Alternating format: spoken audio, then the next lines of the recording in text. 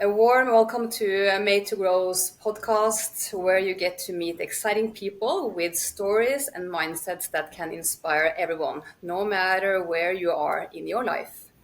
And my aim is to give you, as a listener, some great insight and some genuine aspects of how we humans are motivated and developed, and how we can deal with both the big and small challenges, as well as what is the guest's recipe for mastering life and career. My name is Sissel Naustdal, and I founded Made to Grow based on my huge passion for developing potential in ourselves and in others, because I believe that when we feel we can use our potential, we feel better about ourselves and we can better be a resource to other people. And today I have the privilege of having Jonathan England as my guest. And you, Jonathan, you are a international best-selling author, and you are the founder of Earthwaking University. And from your own words, you went from being broke, ignorant, and a blackout drunk, atheist beach bum, to a successful real estate investor, and then founder of an entirely new educational system. So I'm really, really happy to have you here. I was supposed to be in one of your villages today, but it was too far away. So we are doing this digital, and I'm so happy to have some of your time and look forward to visiting another time, because you have co-created what you call heaven on earth together with your wife, Melinda. And after some years with failing and miracles, it has happened, and you have now these beautiful villages in Costa Rica. And I am so keen on digging into how you have developed it and why you're doing this and what we can learn from this. So a warm welcome, Jonathan. Hey there. Thank you for having me on. I'm excited to share. So, That's cool. So brief background, like what took you to do this, building up this community and university? it was just probably most of your listeners can resonate with this, where it just felt like I got dropped off on the wrong planet. Like, there's something weird about why is everybody so angry, and just there's all this war and poverty, and just it didn't make any sense to me why people acted the way that they did. Why couldn't we live in a world where we get along with each other, in harmony with nature and harmony with each other? And it just didn't make any sense to me. And I went through this crazy journey trying to figure out how to be happy. When I was 12, I had an older brother, and he passed away. And in that moment, it shifted me. Because my identity before then, I thought that I was there to really like save my family. I thought I was supposed to save my brother, and if I could save my brother, I could save my family. But that didn't happen, and obviously I wasn't supposed to save him. But it's like it shattered my identity, and I'm like, I don't know what I am, who I am, and everything just felt meaningless and worthless. And so from there, that's when I went down the journey, the spiral to becoming a broke, ignorant, blackout drunk, atheist beach bum. Then one evening I was blackout drunk and driving, didn't know I was driving because I was blackout drunk, but I rear-ended a car at a stoplight. There was a cop that was sitting at the stoplight where I rear-ended the car. I tried to run. I threw my truck in reverse and tried to go, but the cop was sitting there and caught me, took me to jail. Thank God there was a cop sitting there to take me to jail. Sat in jail. While I was sitting in jail, sobering up, I was like, something's got to change, man. This can't be your life. And I made a decision that from this moment forward, all of my actions are going to help people. And like nobody got hurt in that accident, but they very well could have. And our mentors that we both we talked about it earlier, was Tony Robbins. And Tony Robbins says people don't do what they should do, they do what they must do. And so it became a must to me to actually make a difference, to change. And that became a light at the end of my tunnel. I was in this dark tunnel and there was no light anywhere, just darkness, until I decided that I actually could be a contribution to humanity. And I mean, it was way off in the distance, but it's like a North Star. Like, there's a light there. I could actually make a difference. I could actually be a contribution. And I started heading in that direction. And I started by, okay, well, I got to figure out how to be successful, make some money. You know, I assume that's probably what I got to do. And I got my first mentor. His name was Dean Graziosi. He taught me real estate investing. And my first 18 months, starting with no money, no credit, no clue, I'd made $400,000. Within 2 years, I built a multi-million-dollar empire. And then I got hooked on personal development because I learned a recipe from somebody who actually had the results, instead of like the old educational system where you're just learning people just reading from a book. You learn business from somebody who's never built a business. They miss the subtle nuances. So I actually had a mentor, which is somebody who could tell me because they had the experience of it, and it worked. So then I'm like, well, I want to do more of that. So that's why I got hooked on personal development and invested over $500,000 in going to events and courses. And again, Tony Robbins was one of my favorite. And when I was at one of his events called Date with Destiny, it's like a 6-day event and cost several $1,000s. I went to it a couple times, but when I be there, there's all these people, thousands of people that are all inspired. They're all got goals and they got dreams and visions and passion and purpose. And it's so cool to be around these people. And they're like, hey, what are your dreams? What's your goals? And you share, and they're like, yeah, that's cool. How can I support you? And then the event's over and you got to go back to, where you came from, the old world. And I'm like, hey, oh my gosh, man, you should see what I'm visioning, my dreams. And everybody's like, that's stupid, man. Stop. Why are you talking about that? Just be in touch with reality, man. I'm like, no, this is reality. And I'm like, in that moment, I was like, I don't want to keep coming back to this world. I want to live in the world like that. I want to stay in that world. Why isn't there a reality where I can just exist with these people and we can just live like this? And I searched and I couldn't find that reality. So, if you look for long enough and you can't find what you're looking for, the reason you can't find it is because it's you that's missing and you're there to create it. And so that's really how it started for me. The university, which is Reinvent the Educational System, where we teach health, wealth, happiness, relationship, spiritual connection, because those are the 5 things that really matter to people, yet the 5 things you learn nothing about in school.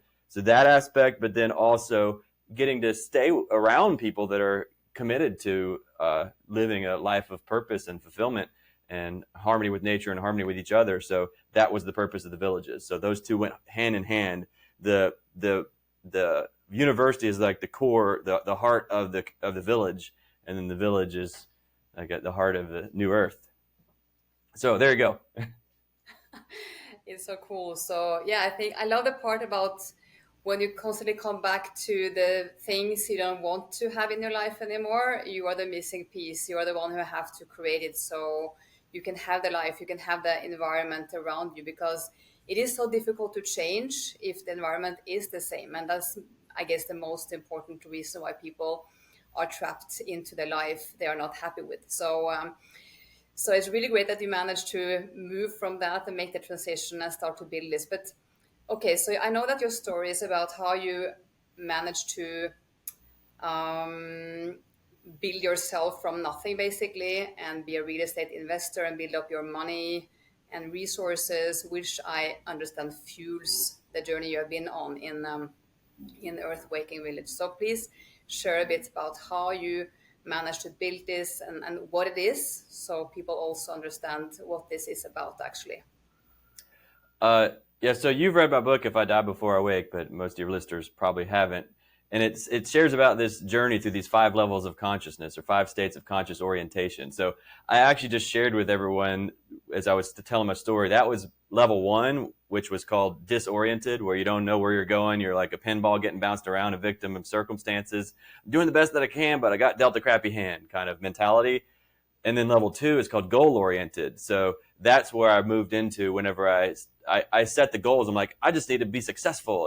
And what's successful is build a business and make a bunch of money and build a family and, just have everything that we want. And then we're all going to be happy. But then it turns out that doesn't work either. Doesn't matter, because happiness doesn't come from the outside in. And I didn't know that. And so I built a family, I built a business. We had, had a nice home, and nobody had to work. We just went on vacations all the time. Yet my whole family's miserable. I'm like, I just don't understand why. The more I give everybody what they want, the more miserable they become. It doesn't make any sense. And so I had this really, intense experience where I basically, I realized that what I was doing wasn't working. And it was like, I got very, very depressed. And there was a moment where it was either this identity that I had crafted and created that I thought that was going to make me feel happy and feel loved and lovable and all that. Either it has to die or I have to die. One of the two is going to have to happen. And so it died, and that's what entered me into level 3, which is called journey oriented, where you realize there is no path to happiness. Happiness is the path. So I was finally made it to the present moment and was able to realize that all I've ever been looking for, I've had it the whole time. I just couldn't see it because I was, we leave what's real in the pursuit of what appears to be. And, we're blocking our blessings with our beliefs, our false beliefs that got programmed into us, because we're creators to create in the likeness and image of God, got the full power of God, but we turn it against ourselves when we think that we think there's something missing. And so we go from supernova to black hole in an instant by that one shift. But that's what the whole educational system programmed us to do, programmed us to be consumers. For some reason, I lost your initial question. But that's fine, because you were talking about level 2 and then transitioning into level 3, and you had to let something die. So what died, and how did you do that, and the process of moving into level 3? Well, I always say you fall into heaven through the floor of hell. And so what actually died at that point was I was doing so much to be the best husband, or I was a fiance or just boyfriend, I guess. But it was anyway, the relationship. She had teenage twin boys, and I was like raising them, and I'm like doing the best dad I can possibly be, the best son I can possibly be, the best friend I can be, the best boss I could be, because I was a business owner. I was doing everything to be the best me that I could possibly be. And again, no matter how hard I tried, it was never enough. The more I gave everyone everything, the more miserable they all became. And I got to this point where literally my mom's on hospice, given less than a month to live. My girlfriend at the time, she was taking 20 Oxycontin a day. Her boys are punching each other in the face, punching holes in the walls. And I'm like, dude, I give up. I can't do it. And I was the kind of guy that was like Les Brown says, it ain't over till I win kind of thing. And I would just never stop swinging. But this was the time where I was like, there's nothing left in me. I've given I'm an all-in guy. When I was blackout drunk, it's because I was blackout drunk, but I'm all in. Whatever I do, I give everything. So even when I'm drunk, right? But how is that possible? How can your family and people around you be miserable and not happy if you are giving this much from yourself? Why is that possible, or how is it possible? Well, it's actually what it's doing is enabling. What I didn't realize until after the pop of the ego, what was actually died was my identity was a hero. I thought I was there to save everybody. And so I surrounded myself with people who perceived themselves as victims who needed to be saved. And so this is what almost everyone is doing. They got the hero, the victim, and the villain, and all their relationships are built on these things. And you're operating from, you'll operate from all of them, but one will be like your go-to, your main driving force. And so what was happening, I had no clue what was happening, but hindsight 2020, I could see every time I would save one of my loved ones, like save my mom or my girlfriend, I'd help give them what they wanted so they could be happy. Well, what it would do, it's like a drug. They're getting a hit. They're like, wow, you love me. And then, and they're like, yay, great. John is awesome. You're so cool. I'm like, wow, look, they're saying how awesome I am. See, they love me and I'm worthy of love too. And so that's how we're getting our hit. So the victim is getting the hit by getting saved. And the hero's getting the hit by getting celebrated for saving somebody. But what happens when you take a drug? So because it's coming from the outside in, we're calling it love, but that's not love. It's a codependent attachment, and you think you're getting love and loved, but it's a coming from the outside in. So it's like a drug. And if you take a hit of a drug, at some point it wears off, and then once it wears off, you got to take another hit. But the same hit won't work. You got to take a bigger hit. And so what was actually happening is we kept having to take bigger hits, which means they had to have bigger problems, and I had to save them from a bigger problem. So the reason everything got worse is because we had to get bigger hits to fill this black hole void of consumer trying to figure out how to, be loved and lovable and happy. And so what died when I finally said, there's nothing more. There's nothing left in me. And I laid down my head and said, I failed. I'm a failure. That's the first time I'd ever said that. I said, I failed. I'm a failure. And in that moment, it's like this weight lifts off of my shoulders, and it's like a phoenix emerged from a fire. I'm like, what just happened? And what happened in that moment is everything that I thought that I had to be so that I could be loved, it all died because I gave everything to be it and I couldn't. So if so, I can't be that. It's impossible. So if I'm not that, what am I? Who am I? And that's where I was actually freed from being who I thought I was supposed to be, based upon my childhood, my programming, what I thought love was, who I thought I was supposed to be. That all that died, so I could finally be free to be me. Which I didn't know who I was at that point. You know, then I had to learn, because I had to unlearn who I'm not, so I could finally find who I am.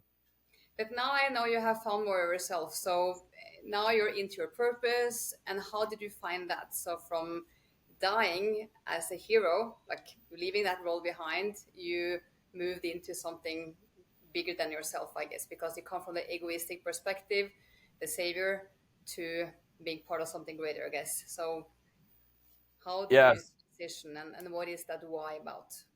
Yeah. So when that moment happened where like the ego died, I had this experience that, you know, if you like Eastern teachings would call it enlightenment, where I merged, right? Because I was no longer trapped inside of this false perspective, this little egoic identity. My consciousness like infinitely expanded, became everything for all of eternity. And so I stepped into the awareness of formless love, like that. So love is infinite connection. It's all there is. And so I merged with all of it. I was no longer separate anymore from it. And then I kind of like returned back into the body, like into this form, but I brought the oneness with me. And so in this perceived separate self, I had the whole, you know, oneness, all of it inside. And so I started to overflow just pure love. It was like pure love and joy that was coming out of me. Um, and that's what level 4 is all about. Level 3 is when you realize everything you've been searching for, you've had the whole time. Level 4 is called value oriented. Now you start to overflow into the world around you. Now, if you would have come to me when I was in level 2 and described these levels to me, put a gun to my head, said, what level are you in? I would have swore to you I was in level 4. I'd have said, I'm definitely in level 4. I'm not doing any of this for me. This is just forever. I'm overflowing into the world around me.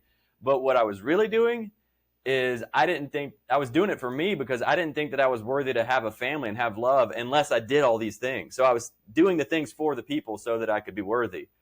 But in level 4, you're not doing anything to be worthy. It's an overflowing kind of thing. So that's just what started to happen, is like I'm overflowing this peace and this love and this joy all around me without any sort of an attachment to an outcome. There's no more this hero where I got to save them. It's just like, hey, here you go. It's unconditional gifts that I was just sharing. And then level 5 was where I had this experience. It's called soul oriented. This is the not my will, but thine be done. And I just had this experience. It was a meeting with the Father, and he asked for my life. So God's asking for my life, and I'm like, I don't really have it anymore anyway. But what was happening? It was the merging of heaven and earth, where it's kind of like a GPS system clipped in, because you can't see the picture when you're inside of it. So I'd left the picture in level 3, came back into the picture in level 4, but then they got connected in level 5. And so from that moment, then it just, I dropped from my head to my heart, from the mind through the emotions to the heart, from slavery to freedom. And so I'm no longer living from information. I'm living from inspiration. So seek first the kingdom, and all else will be added to you. And the kingdom of God is within you. So I'm living from the kingdom, and everything I do comes from the kingdom, from inspiration and formation. So all the things that come through me are just the kingdom taking form here on earth. And so I'm just listening. I'm an incredibly good follower, and because of that, I'm an incredibly good leader. That's cool. So I know that the level 4 is about using your talents, and you say being unconditional. You give and give, and is no ego left, or hardly any ego. I don't know if it's even possible to have no ego as long as we are alive, but maybe that's possible. And then level 5 is the trust, like you're saying, is connecting with, you believe in some kind of higher power. People might call it God or divine, divinity, whatever you use for name, but you believe that you are connected to something bigger than yourself, and you trust, and maybe not necessarily lean back in a pacifying way, but you maybe more trust that you are here to provide something, and that you will receive guiding on how to do it. Is that a proper interpretation of level 5 from what I've Yeah, absolutely. And Yeah, and on the thing about the ego, yeah. So there's a thing that I say: if you don't have an ego, it's because your ego has you, because you've identified with it. So while you're existing in the physical dimension, there's the ego is going to be there, but as long as you've got your eye on it, it's just like you're always going to have a mind. But if your mind becomes your master, then you're imprisoned inside of this little meat bag right here, versus letting it be used for in service of the kingdom. So that's the difference. So I'm very aware of what my ego, because that hero thing, it'll still like want to throw a cape on if oh, I hear the bat signal, or see the bat signal, or oh, somebody's in trouble, the hero wants to throw his cape on, okay, I can go save them, and so that thing still wants to resurrect. But the programming is there, and the roles we have had for many years, and I think it's also some kind of survival mechanism. I mean, we all need to feel like we belong, that we are worthy of love and everything. So, but from your story and the levels you're explaining, I also hear that this is also about how to build self-esteem, because I learned some years back through the hard way how much self-esteem is a huge and important fundament in life. Because when we are lacking of self-esteem, like the self-love, we will always fight for having enough attention or for having enough proof that we are valuable and lovable. So it seems like working on the self-esteem is also part of going through those levels and moving into at least level 4 and 5. yeah, and when you get to level 5, there's like, it's that if God is for me, who can be against me? It's like a whole nother level. It's beyond like self-esteem. There's like, I know I've got the favor of God, and I'm just like walking on water. I've got this. There's nothing can penetrate, because I'm seeing. Have you ever seen that picture of, it's got like a little tiger cub or something, or like lion cub, and it's just sitting there, and then behind it is the big one, like, and it's kind of like that. I'm like sitting there, but I know I got this big lion behind me, and so I can see how the world looks at me, where it's like, it's looking at me and like, oh, I can take him down, but then it's like, oh crap, oh, and it literally, I just watch how seas part everywhere I go. Like everything that I've built, it's like, it just, seas keep parting for me, and I just keep just walking through the seas, or walking on the water, because I'm walking by faith, not by sight, and that faith doesn't it doesn't let because the world could very easily deceive you into you perceiving yourself as small as this little body. But the awakening is when you realize that you're not a human being having a spiritual experience, you're a spiritual being having a human experience. So you're identified with that bigger part of you. So this little body thing, you're not even worried about it anymore. Like, oh yeah, this thing, it's gonna die one day, but it's no big deal. You're not a big, you're not attached to it or worried about it. So I recommend people who listen in here to find your book. I went through it. It was on YouTube, 4.5 hours long, and you talk us through the book. It was a really great thing to listen in on to learn more. The book called If I Die Before I Wake, I recommend it. And I think if one or some of the listeners feel I don't understand what you're talking about in level 4 or 5, I guess maybe it's because they're stuck in level 1 or 2. So maybe reading the book could help them to break through that. So, but I would like to dive into the village, the Earthwaking, the university. Like, you are doing this. What is this about? So, and how are you making sure this is a success? Yeah, so the village, Earthwaking Village, and we've got the first one is complete. The second one we're already building, and the first one I always knew was a prototype. So we're going to be expanding these all over the world.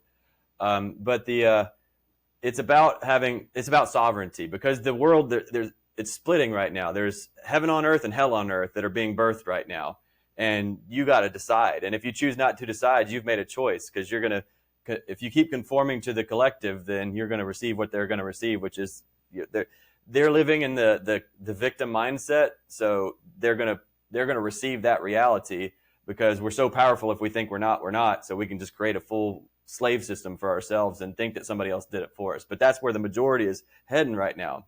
Oh, go ahead. And one maybe a sign of that is if you live in a fear state a lot of the time, if you are having a lot of worries about life and future, that might be some signs of which other worlds you are in, I guess, at least in my mind. Yeah. So there's like so the heaven on earth and hell on earth, we're at the splitting right now. And so what we're building over here is a world of sovereignty, where we have our own sovereign food, sovereign water, sovereign shelter, sovereign energy, sovereign community, sovereign currency. Because the ultimate form of control is dependency. So if you're dependent upon a sick system, you're going to get sick. And so the villages, we have severed our dependency upon that sick system. So we're completely sovereign, and we can actually just make decisions that really are for the best for us, rather than for the best for some profit, some private corporations that are trying to play us and use us as their tools. So so that's the foundation of it. It's all built on the purpose. We're not running away from anything. We're moving towards this vision. We all have had this vision. Everybody who's here had this vision of living in harmony with nature and harmony with each other, like a different way of being, which is what we were created for. We were created for community. We all hear it takes a village, to raise a baby, but it takes a village to do anything worthwhile. We're built for community. And so, but one of the key pieces that makes Earthwaking Village operate so well is because people try to build communities all the time, but they don't work. They fall apart. And the reason being is because everyone is dysfunctional, but most people are pretending like they're not. And so what we do here is we put the fun in dysfunction, because people got this mask on, hiding what's going on behind the mask because they think nobody's going to love them if somebody could see it. And what we do is put the fun in dysfunction, so people aren't ashamed anymore, and they can just drop their mask, and we can all laugh together. And resistance breeds persistence. What you fight against, you create. But if you can love that aspect of yourself, then all the dysfunction kind of just falls away on its own. And so we got really cool processes that we do that really help. We're not fixing people. All we're doing is helping them. It's like we're all lighthouses, but people have been throwing mud and poo at us our whole lives. And so we're caked with mud and poo, and it's like so dark here. But the reason it's dark is because you're the light, but it can't come out because it's covered. You're caked. You're caked with stuff. So what we do is just remove all the stuff so the true you can shine through. And you already know, like, everything that you need to be you was already inside of you. Just like a watermelon seed had everything it needed to be a watermelon already in it. So you've already got everything that you need. We just remove all the stuff that's keeping you, all the programming that's keeping you from being your true self. That's great. So for a person who doesn't know your concepts and the village and the university and the entire concept you're building, you can of course choose to be only joining online, because you have the university, you have this online place where you have events and you have meetings, so people can connect regardless of where they live. So they don't have to actually move to a village to be part of this Earthwaking movement or the university. So, but how is it if I were to sign up for this, be part of the Earthwaking? How would that process be for me? I mean, there's all kinds of awesome stuff that we got. But I mean, you could go download my book. That could be a start. Findyourpurposebook.com. Go download it for free. But we have earthwakingvillage.com. That's our virtual village. So you can plug in. There's all kinds of cool stuff going on all the time. We got virtual events going on all the time. So now I've really started doing the event. Most of the events I'm doing live here at the village now, and starting to just live stream it out. Before I was on Zoom a lot, because we got tens of thousands of people that are in our virtual community. So I was mainly working with them, but now it's more of like we're getting a lot of people here at the village. So I'm more working physically, and then letting all the people on Zoom kind of get to experience from the outside too. But we still, you can still feel the deep connection even though you're watching from Zoom. But there's all kinds of events going on in earthwakingvillage.com. Just go in there. There's the whole community. People are setting up events and places to connect with each other all the time. So just plug in there and start to get to know the community and feel it out. So that's good. And I actually had the privilege of living 6 weeks in an eco village in Brazil, Bahia area, a village called Piracanga Eco Village. I think it's one of the largest ones in Brazil. So I know from that experience, at least, how that community, how that village works. But I guess, of course, it's differences and similarities. So how is it to live in one of the villages, and how many people live there? Oh, it's heaven on earth. It's beyond my wildest dreams. Like, as a kid, my greatest dreams couldn't even touch the way it is, like living the life that I have here. I mean, I got this big family. of awesome people. Like last night, we do live music every Sunday, and then after the live music, we had a drum circle around the fire, and we were up till 11 o'clock, just big, huge drum circle, just amazing. So all these people, they're just like little children, just living a life like you've always dreamed of, and you know we're interdependent. So in the old world, there's dependent, codependent, independent. That's about as high as it goes. But in the new earth, interdependence is how it happens, where we're all members of the body, but we're different. We all have different parts. Like some people love cooking, some people love cleaning, some people love gardening, some people love building, and so we all just do the things that we love, and it's just like we all win because of it.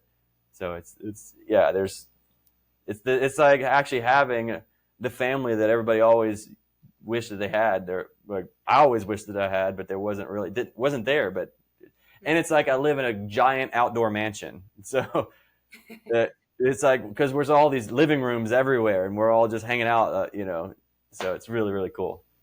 And you have a nice climate here as well in Costa Rica, compared to at least Norway, which is quite cold half the year. So, and how many are living there in this village? We got like 26, I think, permanent residents right now, and people come through a lot. But I think we're at like 26, maybe something like that. There's more. There's always people showing up, so I don't even know anymore. But yeah, so I think it's around 26 or 27 or something. The intention is to grow it bigger with more people in this village, or is that an intention for the next village to have more people? Because like in Piracanga, it was close to 200 people living there. So they had actually an entire society there going on. They could all maybe work and live there. Some were working online with different stuff, of course, but some were selling bread, some were selling courses, like were hired into to doing retreats for the resort there. So I don't know, is the plan to build bigger communities to have more Yeah, opportunities? yeah. We're gonna have hundreds over at the second village. This one is relatively small. We're gonna be max out at 50 permanent residents. Like we couldn't have any more than that here. But the other one will have, at least probably 250 or so. We've already got like 30 people so at that one, that 30 people have already, secured their spots over at that one. So we're ready to launch, and it's already bigger than this one. So Yeah. And this is also in Costa Rica, right? yeah, it's about 45 minutes away from here. Any plans for Europe, Norway? Yeah, for sure. I don't have the plans like currently, but I don't have anything like dialed in. But I for sure we're expanding all across the world. But currently, we're kind of like focusing here in Costa Rica, especially in this South Pacific region, and just really dialing it in right here, and focusing all of our resources, and then be kind of like the supernova, like where it'll just explode all, a fountain exploding all across the whole world. Because a lot of the things we're doing here, this first one is kind of like a training ground as well, where we're training people up to really make the journey from their head to the heart, to know who they are and how they can operate and function as sovereign beings, so they can start to hold, because you need some really strong leaders to be able to hold the space for a community. So we're training those people up so that we can send them out. That's amazing. I know that you have to leave shortly. You have a busy day back there. And I'm so happy I got to meet you. I'm so sorry I couldn't come to the village because of the distance to travel from where I'm at. I know that you guys have made videos that shows the village, and maybe we could connect the video you have to this conversation, so people can see for themselves. Because I was supposed to be there and film, and you were supposed to show me around a little bit. So for now, we will do the video from you, so we can share this with people. And I would love to connect with you again, Jonathan, and learn more, and also maybe be part of your movement, and take this to Europe and Norway. I think we need a lot of this. Yeah, So perfect. I'm super happy to get to meet you like this. And thanks for the contributions you have given me already through the book and the things you have shared. So let's keep in touch. And thank you so much for being here. All right, perfect. You're welcome. Appreciate you. Thank you.